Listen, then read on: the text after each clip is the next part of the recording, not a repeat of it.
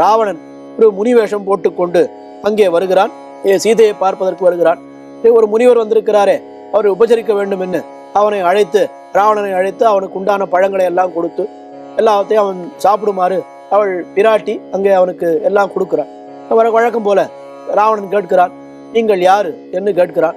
நாங்கள் மறுபடியும் பெரிய ராமாயணம், தசரதனுடைய பிள்ளை, 4 பிள்ளைகள், அவளோட பெரியவர் ராமன் பேரு, அவருடைய மனைவி நாங்கள் கைகேயனுடைய ஒரு வரத்தினாலே 14 வருஷம் காட்டிலே நாங்கள் இருக்கிறோம் என்ன இதெல்லாம் சொல்றான். அந்த ஒரு கட்டத்துல ஆராய்ச்சிக்கு வேண்டிய ஒரு முக்கியமான ஒரு விஷயம் அந்த கட்டத்திலே நமக்கு கிடைக்கிறது. என்ன சொல்றாருன்னா, விராட்டி சொல்லக்கூடிய வார்த்தை, அந்த இக்ஷ்வாகு வம்சத்தவர்களுடைய இந்த அரண்மனையிலே உஞ்சானா மானுஷான் போகான், எல்லா போகங்களையும் நாங்கள் அனுபவித்துக் கொண்டிருந்தோம். நானும் என்னுடைய கணவனான ராமபிரானும் அனுபவித்துக் கொண்டிருந்தோம். எத்தனை காலம் அனுபவித்துக் கொண்டிருந்தோம் என்னால் 12 வருட காலம் நாங்கள் சௌக்கியமாக அங்கு அனுபவித்துக் கொண்டிருந்தோம் என்று சொல்றோம். இதுல இருந்து என்ன தெரியறதுன்னா, கல்யாணம் ராமபிரானுக்கும் சீதா பிராட்டிக்கும் கல்யாணம் ஆகி அவர்கள் அயோத்திக்கு வந்து அயோத்தியிலே 12 வருஷம் சௌக்கியமாக இருக்கிறார்கள். அதற்கு பிறகுதான் வனவாசம்.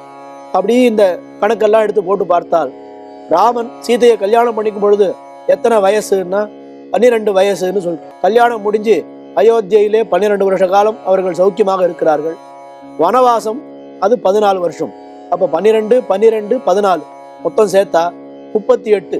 அப்ப ராமனுக்கும் ராவணனுக்கும் யுத்தம் நடக்கும் பொழுது எத்தனை வயசு ராமனுக்குன்னால் 38 வயசும் பொழுது யுத்தம் நடக்கிறது. ராமனுக்கும் ராவணனுக்கும் யுத்தம் நடக்கும் பொழுது ராமனுக்கு 38 வயசு என்பதை இந்த ஆராய்ச்சியாளர்கள் தெரிந்து கொள்ளும் விதமாக வால்மீகி ரொம்ப அழகா அமைத்திருக்கிறார். நான் தான் ராவணன், உன்னை கொண்டு போகிறதுக்காக தான் வந்திருக்கிறேன்.